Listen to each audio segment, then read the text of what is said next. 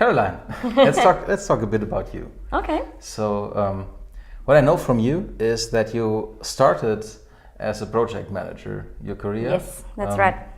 And then you had kind of a moment, an internal moment where you had a personal transition. Could you tell us a bit more about this situation?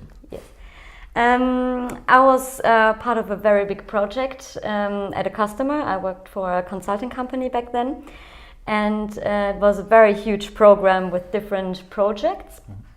And there was one part where they figured out quite late in the waterfall project, where we were already implementing stuff, that they forgot about something. Okay. So I said, well, I have a bit of capacity and I can work on that.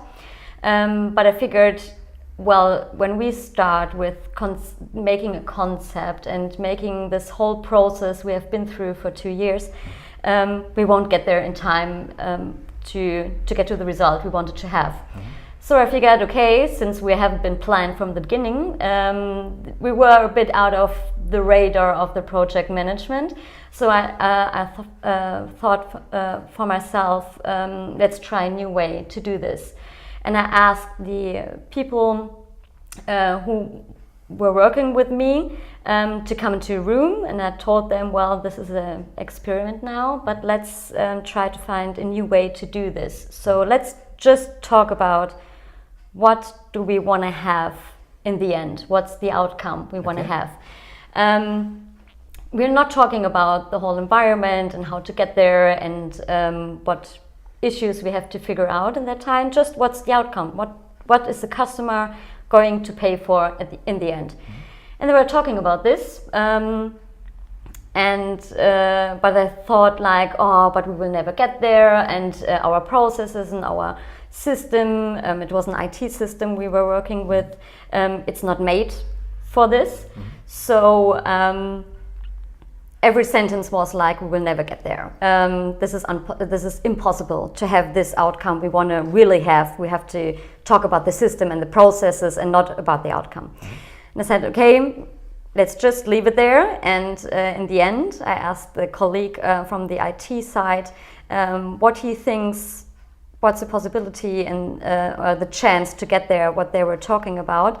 And he said, it's no problem at all, but in all these years we have been working together, you never mentioned to us what's the value for the customer. If you would have known that, the whole processes and systems we built here, they are totally unnecessary. We could go there in a very different and much easier way. Okay, so the product was over complex just because you had the wrong communication paths? Yes, they weren't talking about the value for the customer in the end. They weren't talking about the real product in the end. They were just talking about what processes do we have, what systems do we have. We need a red button here to click there to get this and this, instead of our customer want to have this and this information at that point of time. Okay, because so the programmers or the company that shall develop the system, they would have different solutions than the ones that you have requested, but they didn't know about the requirements. Yeah, they didn't. Yeah, because they were just talking about little pieces of requirements instead of talking about what do they want to have. They just talked about how. And that was the difference. And so we changed that. They were just talking about the what, and then we were thinking about what are the next most important things to do to get there. And that's actually what we want to talk about today. So this moment you had there, it was not kind of, I read a book about Scrum and I developed a Scrum system. No, not at all. But you had an idea about how can you create better value, how can you decomplex situations in changing the way you develop with your partner. Yeah, and I didn't have a clue at all about agile and lean or whatever. I've never, well, I heard agile because a friend of mine were doing something with computers and something with agile. And I met him that night and I told him like, okay, you know what? I know how to do projects now. And I told him my story and he was just laughing and saying, okay, you go there, you Google like agile, you Google Scrum, and then we'll talk again. And I said, okay, well, I didn't invent it. but Yeah. it was nice to find something that just fits in the way I was thinking about how to get value, how to get an outcome for the customer. So I think this is a very good story about how people today feel something is wrong, but they don't really understand what is wrong, and then they experiment and try something, and then they find Yes. kind of a path and try to learn new things, how they can develop their products better, how can they be faster with value creation. And I think this is a very common issue that you describe, and not starting with the methods, not starting with the tools, but with the issue, with the problem, and then think what is the first thing that we shall change in order to get better. Yes. Yeah, but today we are not in this consulting company from those years. So No. so there's kind of a history now. Yes. And what I find really interesting in your career path is that you are not a standard consultant for software IT companies, but you do really cool things with companies. Yeah, that's at least my impression about it. With companies where you would not expect agile development principles. Can you tell us a bit more about that? Yes.